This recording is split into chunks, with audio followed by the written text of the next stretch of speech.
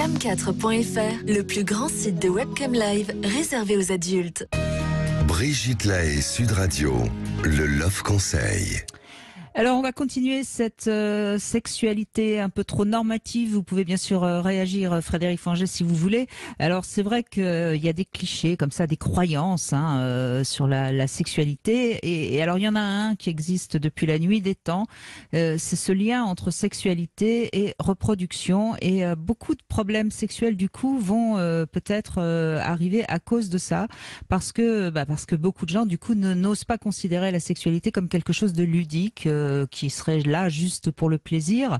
Et à partir du moment où c'est là pour le plaisir, et puis pour passer un bon moment avec son partenaire, si de temps en temps on n'a pas de désir, si de temps en temps il y a une panne, c'est pas très grave. Si c'est l'enjeu de tout à fait arriver au coït avec pénétration, éjaculation pour arriver à avoir éventuellement un enfant, même si bien sûr c'est pas le but de ce rapport-là, eh bien ça peut provoquer en effet des ratés en quelque sorte. Et puis nos choix sexuels sont aussi un peu tributaires de ce concept. Il y a des enquêtes qui ont été faites que lorsque une femme arrête la pilule, par exemple, elle va être attirée par un homme qui serait plus apte à être le bon géniteur. Donc c'est quand même assez incroyable de voir que ça va jusque là.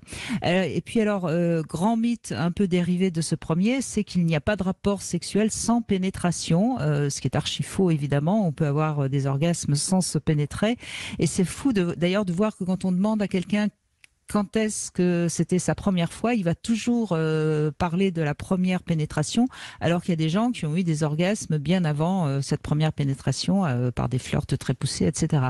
Voilà, et ça donne beaucoup d'angoisse, cette idée qu'il faut absolument qu'à chaque rapport il y ait une pénétration. Angoisse pour les hommes d'avoir des érections, et puis chez les femmes, l'angoisse de penser qu'elles doivent obligatoirement se laisser pénétrer, même si elles sont pas tout à fait prêtes, même si elles n'ont pas tellement envie. Donc vraiment, non, la sexualité c'est pas obligatoirement fait pour la reproduction. Donc lâchez un petit peu cette notion-là. Frédéric Fanget, vous êtes évidemment d'accord avec ça, j'imagine. Oui, et j'en veux pour témoignage tous ces couples qui n'arrivent pas à avoir d'enfants. Et les dégâts que peut faire la difficulté à avoir des enfants dans un couple, parce que justement, ils étaient basés sur l'idée de nous sommes en couple pour avoir une famille, pour faire des enfants. Et si on est basé uniquement là-dessus et qu'on a une infertilité, ça pose de sacrés problèmes. On a beaucoup aussi. Alors, le deuxième truc, c'est que, enfin, vous êtes mieux placé que moi, mais c'est que la femme est prise, là encore, dans certaines contradictions, dans certains enjeux, celui d'avoir droit au plaisir, enfin, et vous y participez, les femmes modernes, heureusement, mais aussi cette vieille notion de je dois reproduire, et si je reproduis, en tout cas, je dois protéger l'enfant qui va naître.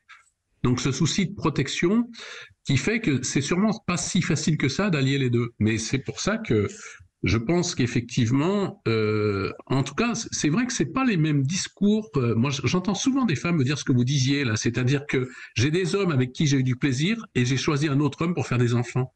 C'est fou. C'est quelque chose qu'on entend très fréquemment. Ouais. Ouais, c'est vraiment fou. Et ça, c'est une enquête américaine que j'avais lue qui montrait bien qu'on choisit pas le même homme c'était des femmes qui avaient épousé un homme pour le plaisir, qui étaient tombées amoureuses de lui, etc. Et au moment où elles veulent un enfant, elles le quittent et elles en cherchent un autre. C'est assez Ce que j'entends souvent, c'est je veux un bad boy pour le plaisir. Par contre, je veux un mec sécure pour faire un enfant. Remarquez, il vaut mieux, parce qu'un bad boy pour faire un enfant, c'est pas terrible. Après, ça évolue avec l'âge. C'est-à-dire qu'à 20 ans, on cherche plus les bad boys, et puis à 30, 35, quand l'horloge biologique avance, on change d'état d'esprit.